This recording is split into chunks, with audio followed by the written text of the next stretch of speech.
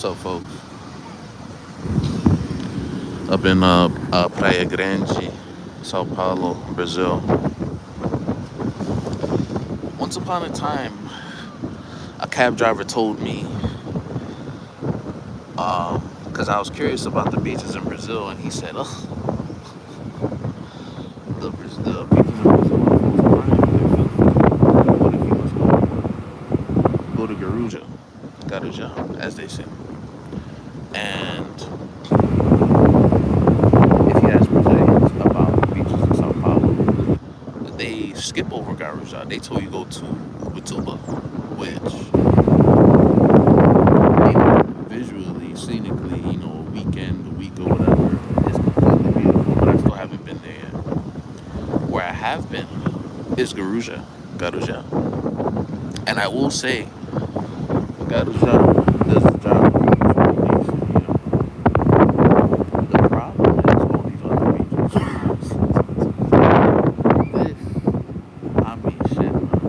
It's windy, so it's like a beach is not really the greatest place to be when it's windy. The sand gets in your eyes and it gets into everything. And it's like I keep having to wipe my eyes, wipe the screen. And, you know, I wanted to get a drink, but with it being windy like this, the drink is gonna be full of sand, so it's a terrible idea. So I'm not gonna be able to do that right now. But we are here at the beach. I want it to be disciplined. I want to make sure I get to you guys at least 3 times a week, or preferably more. But we're here.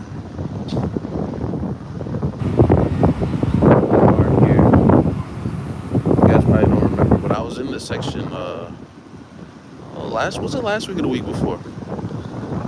I was in this section, and I was like, I didn't like the section at all because it's very filthy. It's a ton of old people. It's not really super lively. It's not really like somewhere that you can talk to, beautiful women and blah blah blah. But I did notice that they were having a concert uh, around Christmas or around New Year's, and it looks like this is gonna stay up because they have some other concert coming up in the 30th. I don't really listen to Brazilian music like that, but obviously Brazilians listen to Brazilian music, so these concerts, they're always sold out. They're pretty cheap. People sing along, have fun and all that. It's always an event. The problem is, it doesn't look like they clean up after. You know, it doesn't look like they clean up after the events. Because when you look in the sand and stuff, it's just a bunch of trash. They don't take care of this place, man. I don't know why they don't, but they don't. The city doesn't clean it. Nobody picks up after themselves. They just throw their trash on the ground. They don't care. But this is why that cab driver told me. These areas that most people they don't rate these areas. What you'll find is that the majority of people that are here live here. There isn't really tourism for here specifically. There are certain areas where there is tourism, but here not so much. Garuja, I just left the place Itaim. That was pretty nice, bro. Now it wasn't, it's not the cheapest place. Well, cheap in terms of like South America, but it was pretty nice. Beaches were clean, vibes were great. The population, all that type of stuff. It was pretty awesome. I liked it. But yeah, besides that, I really wanted a drink, but I forgot I've been over here. I forgot I've been to this side, so not really a fan, to be honest. The place pretty rough. Yeah. I'm not even like, I'm only a couple steps away, but like, the sand keeps getting in my eyes over here, even on my screen. So it's gonna have to be another day, probably another area, because I'm gonna switch up the area soon. I'm going back into the city soon, And I mean, eventually I'm gonna end up back on the beach because I'm gonna go up north, show you guys around. I'm sure you guys will enjoy it. Remember, if you're new here, like and subscribe. And if you've been here before, if you're new here, drop a comment, drop a hi, ask a question. I'll answer it to the best of my ability. You know, I haven't even got to the Knicks yet. I'm just on this rant about this beach and this condition. These towns will kind of give you Miami vibes because you have the apartment buildings and then compounds right on the beach, but the towns themselves aren't exactly the best. Show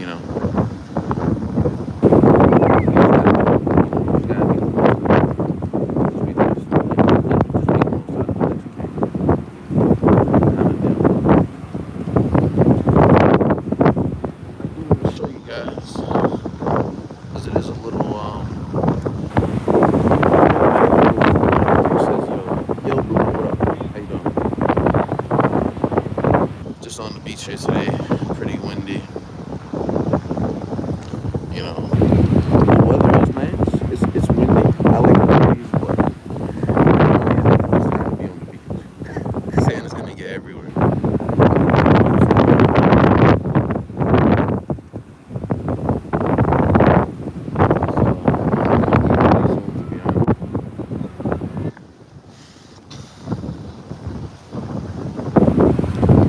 But yeah, guys and girls. I noticed a lot of girls been in the chat lately. You know, don't feel shy or feel. You know, I know a lot of creators or streamers or whoever can be kind of weird when it comes to women. I mean, I'll treat you like I treat anybody. Just treat people decently. Treat people how you want to be treated. But essentially that is the summary of this area, I would say. Now let me talk about these New York Knicks. My God, does anybody in here watch basketball? Because that was an international travesty that the New York Knicks pulled off last night. Lost by damn near 30. Everybody throwing the ball away. Cat is 7 foot tall, 250 pounds. He got punked. Jalen and Deuce were the only ones with heart. They were the only ones that were shooting anything. Jalen got shut down after the first quarter, or really he just started missing. Deuce was the only one that showed any type of grit, any type of care, any type of pulse. No one else did anything. No one else gave a fuck. No one had heart. They quit.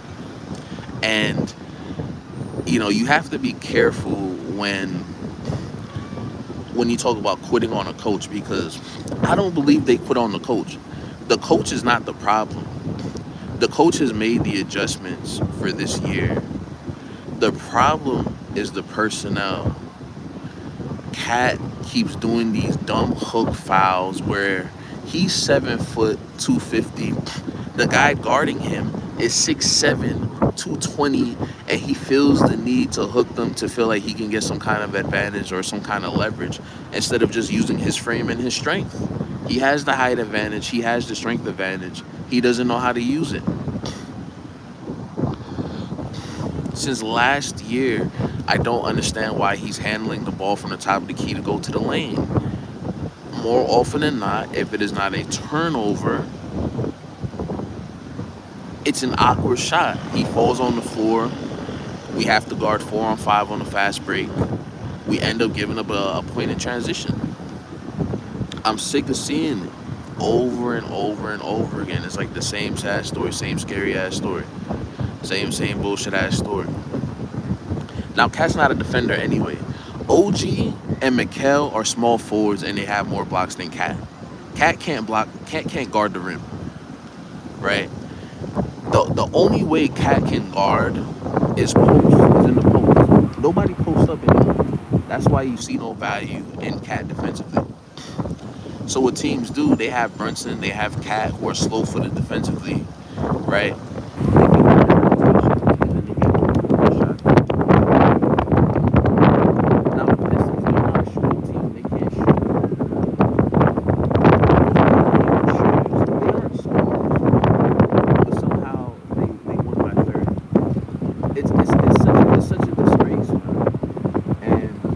have somebody that, you know, gets accusations of being a ball hog at times because he's a point guard who had no, he had zero assists, by the way. Jalen Brunson had zero assists, 25 points, zero assists, six turnovers along with Cat. But Cat had six turnovers and 6 points. That is a disgrace. He's the highest paid player on the team. People fail to mention this. Many people don't realize this. He's the highest paid player on the team. It's not Jalen. It's not OG. It's not Mikal. He gets 55 a year to be a fucking bum. This is why so many people get on him, bro. Because it's disgusting. It's disgusting. No type of heart. No. He had one rebound. No type of heart. No type of effort. Disgraceful. When you put on a New York jersey, you can't be soft. You can't quit. You cannot give up. You have to be determined. That's all it's about. That's exactly all it's about. So Cade, he had a 29 and 11, 29 and 12 game. He played well. Everything was easy. Everything was easy. Nobody did anything. Nobody had any kind of resistance. I don't think he had a turnover. He barely had contested shots. The little run the Knicks had, they hit some shots. They started forcing turnovers. They doubled him. Cade does not have a secondary scorer. These guys off the bench are creative players. They're 2K Mortal Kombat. You have to unlock as players. You don't even know who the fuck they are. But they're hitting corner threes. They're getting deflections. They're scoring 15. Are you fucking kidding me? This is crazy. This is crazy. Absolutely fucking insane, bro. Their next game is against the Clippers. The Clippers, not roster, but record is very deceptive. Kawhi was hurt to start. James is always out the lineup too. So that game is not a gimme game because they have a bad record. They're not the Hornets. The Clippers are going to end up in the play-in. The Hornets are a more abundant franchise. They might have beaten OKC, but that's an aberration. The Hornets are not going to go on some run and then get in the playoffs. It's not going to happen. They're a terrible team. So that was an aberration. And better tie their shoes tight and pull up their fucking socks because they're not going to get a brink against the Clippers either. They're an older half-court team, but they've been struggling with athletic guards, athletic wings. Now you have two of the most elite ISO scorers to ever touch a basketball that you're going to have to guard for 48 minutes. Because that's another thing I pay attention to. I pay attention to minutes. That's the main thing Mike Brown has improved on from tips from last year. The bench is playing and the starters are sitting. So when I see the base talking about guys look like they got tired legs, how the fuck you have tired legs and you're not playing Tibbs minutes? The bench is coming in. You're getting a rest. Guys are hurt. Young guys are playing. They're playing Diawara. They're playing Deuce. They're playing McCullers. They're playing Huck. If Yabusele wasn't useless, he'd be playing 20, 25 minutes a game. Clarkson plays 20 to 30 minutes a game, depending on circumstance. So bench guys are getting minutes. They're getting time. That's not it. That's not the problem.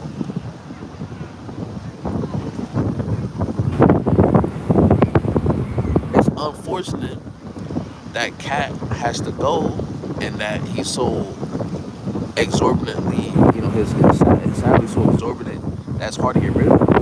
This Cat has to go because his averages are what they are, and it's because of his production, his lack of production, his lack of heart, his lack of care. You understand what I'm saying? And it's like heart is not something you can teach. You have to be able to, you know what I mean, utilize that. You have to be, I don't even want to say born with that. It just has to be your personality, mentality. And he showed toughness, but I don't know if he has heart. He just quits. I've never seen Jalen Brunson quit. I've never seen Deuce McBride quit. But like these dudes quit, man. They like OG. He's already kind of depressed all the time. Kind of moody. Mikhail is like, he's kind of happy-go-lucky, but like he kind of gets disengaged. He's always getting beat off the dribble. What I liked about Mike Brown is that instead of having Mikhail always on the ball, he would have him operate more like, in football they have corners and free safeties, where it's like Mikhail would operate in space and focus on the passing lanes, whereas OG would more so focus on an individual cover. And that's where Mikhail shines. He's not really gonna. At times he can guard somebody 1-on-1, but he's best in the passing lanes. He's best as a help defender. Him and OG, as you saw in the Boston series last year, those first two games on those last possessions, who shut down Brown and Tatum? It was Mikhail. It was OG. It was Mitch working together. Putting them 1-on-1 on somebody is not necessarily the best formula at times. More often than not, it's just not. Especially Mikhail and all these guards, you can't touch anybody. There's no hand checking. More often than not, it's a terrible fucking idea. Darius Garland. Every time we play the Cavs, we'll beat the Cavs, but Garland has like 20 and it's sufficient because they put Mikhail on him 1-on-1. Mikhail cannot guard little ass quick guards like that. That's not his value. This is a guy who's a shooting guard that averages 2 steals and 1 block. His value is not as a 1-on-1 defender. His value is as a help defender. Now OG is a better 1-on-1 defender, and he's a great help defender. It's just and it's not just that. It's that they also have to clean up the mistakes of Brunson and Cat defensively. It's not just them getting scores, right? Because if Brunson or Cat could guard, they would be guarding the best player on each opposing team. Because in this modern league, if it's not a guard, it's a forward. Who are we considering as the best players? Giannis, put OG on him, right? Luka, we're putting Mikhail on him. Shea, we're putting Mikhail on him. We're putting OG on him. Donovan Mitchell, we're putting Mikhail on him. That's supposed to be Brunson or Cat's man, and they can't hold them, so we have to hide them. We have to hide two players. Cat especially, because Cat, he can't guard the perimeter, he can't guard the rim, right? When he was drafted, there were still plenty of post players that he could guard 1-on-1 because they started and ended in the post. In this new league where everybody is playing 5 out, there's nobody for Cat that to guard. There's nobody he can hold.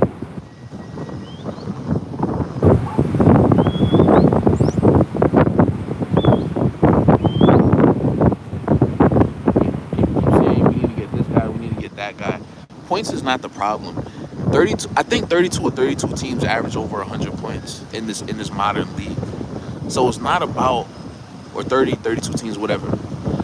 Everybody is scoring in this league, right?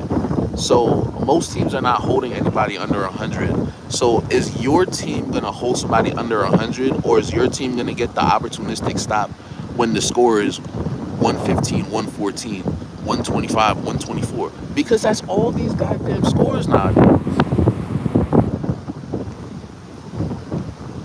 There's no defense until the playoffs, and it leaks into the playoffs. This is not Detroit San Antonio 90-84. You understand what I'm saying? This is not that kind of defense. It's not allowed, right? Because they want to sell. They want to try to sell more tickets, even though fans complain about the amount of threes being shot. Whatever. Teams play different, right? Why didn't the Knicks play 3 guards? Because the Pistons don't have a big man either. They're playing a bunch of shooting guards and small forwards. They're not even playing power forwards.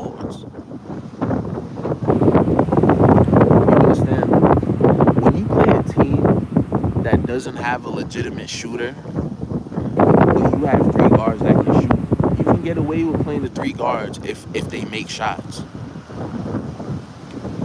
They made a decent amount of threes actually. They actually shot pretty good for three.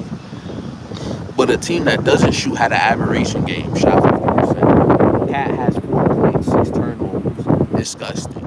OG has 5 points. Disgusting. Disgusting. You know, it's not just that. A loss is a loss. However you lose by one, you lose by 40, you lost, right? But who you lose to and how you lose makes a difference. This one makes such a difference for the Pistons because they didn't lose to us in the playoffs last year. The way they lost was so crushing. They lost on a buzzer beater three by mwah, by the cap, by the cap. You understand what I'm saying? They threw the ball to someone that got kicked out the league for gambling. He fumbled it out of bounds. He had butterfingers. You understand what I'm saying? Those guys don't forget that. They didn't forget that. So this one regular season win, the seeding and stuff is cool. We're not gonna be we're not gonna be first seeded overall because OKC is gonna be the first seed in the whole league. But we have more than enough time to be the first seed in the East and have home court throughout. And we've been pretty good at home this year. The main problem is explosive backcourts, right? When you see the Philadelphia 76ers, people get fooled because they have all this talent. They have a great roster. They do not have a great team. They have a bunch of ISO scorers. They do not have a cohesive team. And because they are able to shoot and score, they're able to get away with it. And they have two young, explosive guards. They're still small. Now, their backcourt is much better than the Cavs' backcourt. Well, I wouldn't even say much better, but they do have a better backcourt than the Cavs. They do. But there's not this like crazy gap between their backcourts, right? What's the problem? There is no continuity. There is no defense. Who do you look at on the Sixers that's going to stop somebody? It's definitely not Joel Embiid. Maxey is small, right? The rookie is still a rookie. You can't count on a rookie to be your best defensive player. That's not going to happen. And that's why they have so many losses. Now, the Knicks have two terrible losses to them at home, which is crazy. Paul George has been bottled up. You're gonna have to look at putting OG not VJ on Maxey because Mikhail is not able to keep up with either of them. We put Brunson on, Oubre or whoever the hell, Cat. He can't hold down old ass Joel Embiid, no knee Embiid. Like, you gotta be kidding me, man. It's just nasty work. So, I mean, and you see it when they're on the bench. They all try to talk to Cat. They all try to get through to Cat. But there's just times where this guy is just not present, bro. He just disappears. He's the biggest guy in the building, and he disappears. He just like a ghost or something. He just fades away. He just fades into the air. It's insanity. Biggest guy on the court, highest paid on the court, doesn't do fucking shit. It's crazy. It's crazy. It's nasty work. Oh, man. I'm going to be honest. I can talk about the Knicks all day. I don't see anybody in the chat. I don't know if anybody watches basketball. I don't know if anybody just shy to chat or if they're busy or if they just want to hear me crash out or whatever. But, it's a long season. Once it gets to February, it's like, okay. When you're in February, you have an idea of where the seed is going to be at, right? Right now, we're 3 because we lost again, so the Celtics have like a half game lead. The Celtics don't have Tatum. They're not doing anything this year. This is just regular season fodder. The Pistons are the most concerning, and I would say the Sixers are the most concerning. I wanted to give the Cavs their respect because they had the best record last year, but the Cavs look like they just imploded. I don't know what the hell the Cavs are doing with themselves.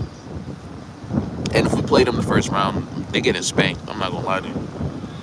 But Cat is like, this is why you can't just have talent, right?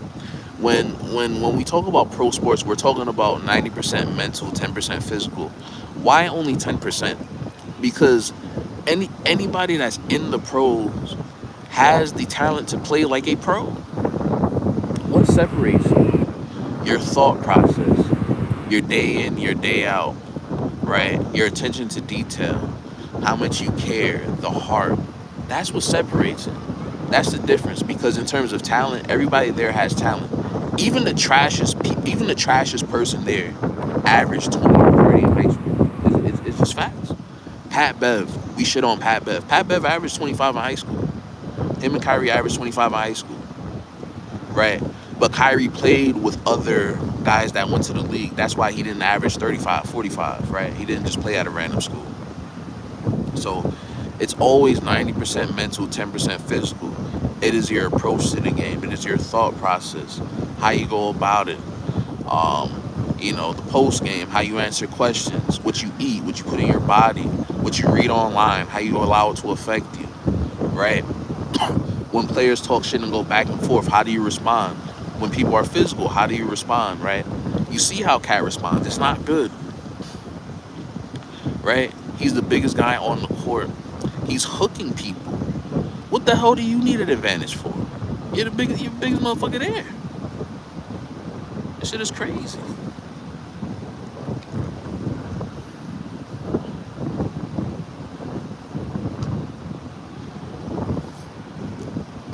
Shit don't make no sense.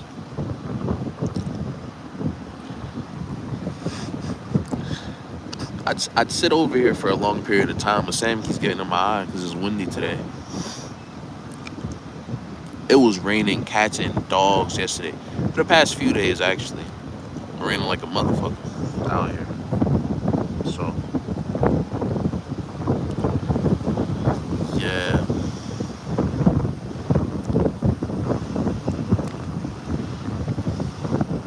Anyway, the Knicks play the Clippers tomorrow or the day after. I'm not 100% sure.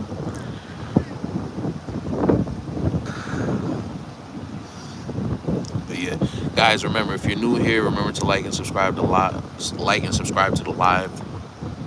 If you're new here or you've been here before or you're already subscribed, drop a hi, ask a question, and I'll answer to the best of my ability. And I'm about to get out of here though.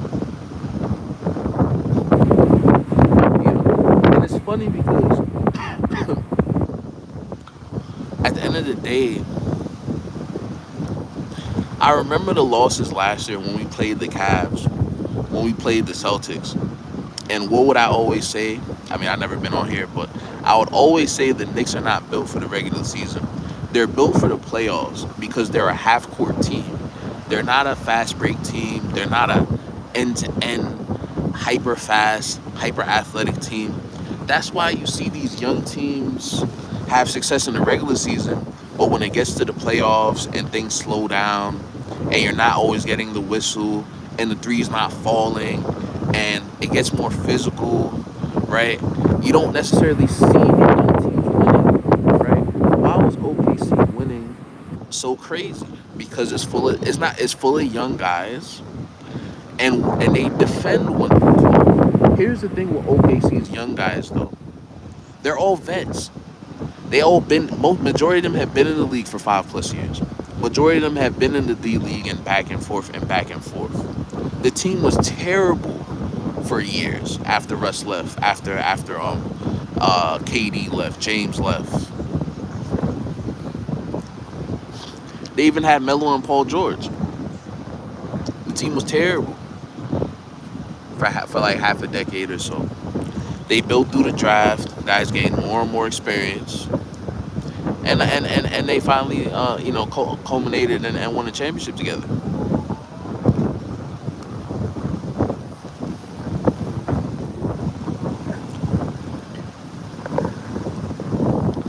One of the few examples where you're gonna see guys not in their prime, but like, well, I would say Shea is in his prime. I forget how old he is, but Shea is in his prime. But like the other guys are really young. They've been in the league for like a few years, 3, 4 years.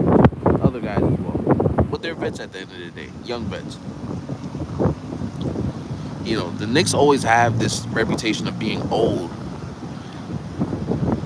if you just turned 30, if you're 29, 27, you're in your prime. You're not old. This is not a team full of 36-year-olds like in 2013. That was a completely different kind of roster, completely different type of team. So, you know, different roster, different time. This team has the talent to win it all. There's this guy off of Logic, right? He talks about, we'll take the Nets and we're going to win an NBA championship because we're going to hold every team to under 100 points. People are not reading between the lines. The New Jersey Nets are not supposed to score 100 points a game. That's the problem with the league. Any team at any time could score 130 points. That's the point he's trying to make. Allowing people to buy in and defend is going to cause your team to have success because we're going to get the points anyway, because you're not going to stop us anyway. Every so-called defensive team, every so-called lockdown team, they're not locking shit down.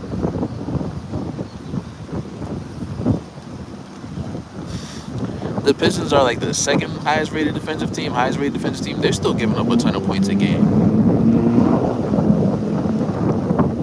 Every team 30 and 30 is giving up over 100 plus points a game. Defense is out the window. It's when you get the stops nowadays. It's not just getting complete stops because any team, even the New Jersey Nets have Cam Thomas and Michael Porter Jr. Cam Thomas specifically.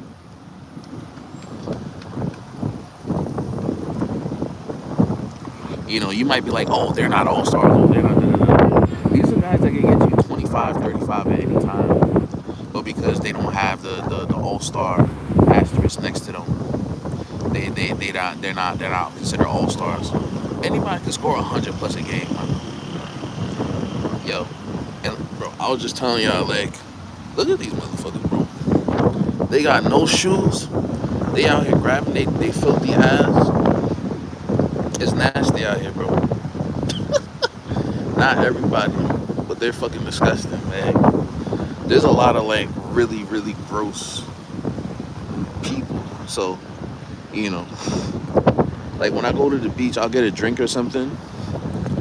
But like, there's a lot of just dirty, greasy motherfuckers, just full of grease and filth, bro. I shit you not. God forgive me. Obviously, it's the dudes. All right? Because I wouldn't fuck with a dirty ass bitch. But for real though, it's just I just be seeing like just the piles of dirt and grease. I'm like, yo, Jesus Christ! Like, it really must be desperate for someone to fuck with somebody like that. If they filthy like that and they fucking with them, that's what I think.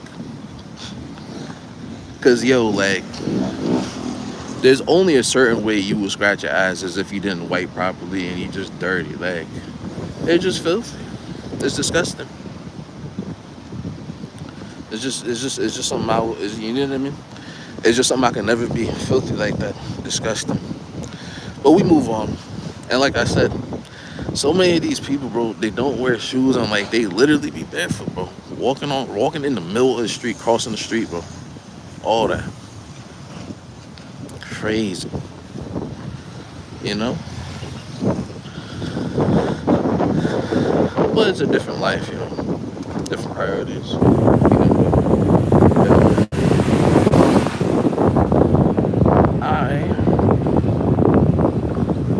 I'll bring you guys to the supermarket. I'm out to the supermarket right now.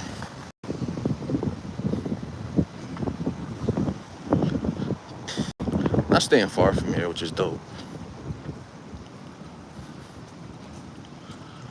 Going to the supermarket over here. Well, actually, it's more like a 7-Eleven. This brand.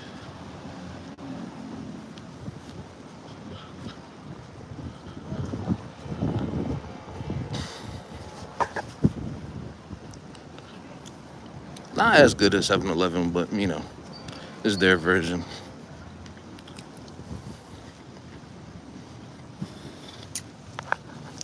Pardon me. I can't believe there's so much sand on my screen. It's so windy.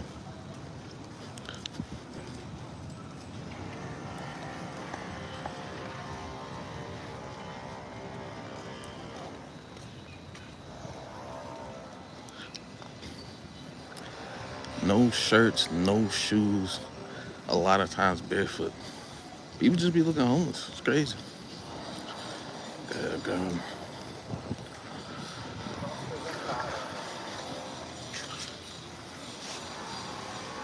We got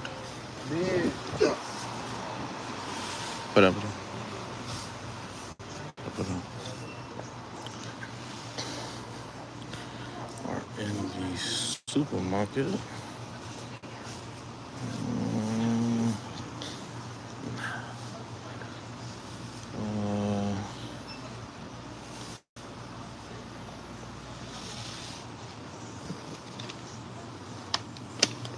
try to focus on protein.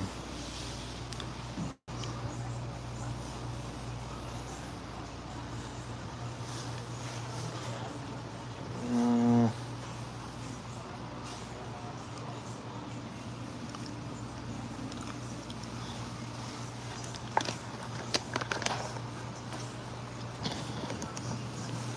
just random shit.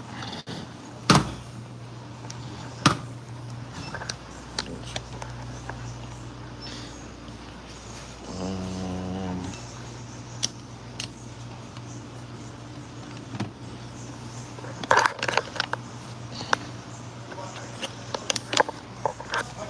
oh, it's called ketchup because ketchup out here is kind of whack.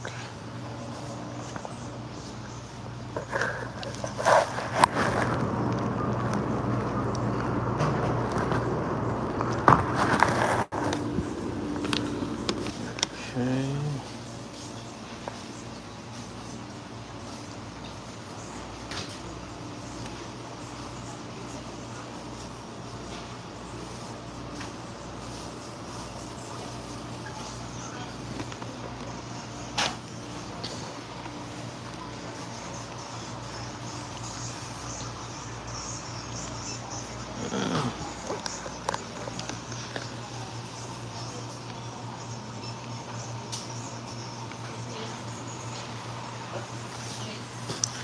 Powder donuts are usually decent. You gotta go early though, and then sometimes we're not fresh. So, but yeah, donuts are not super common here.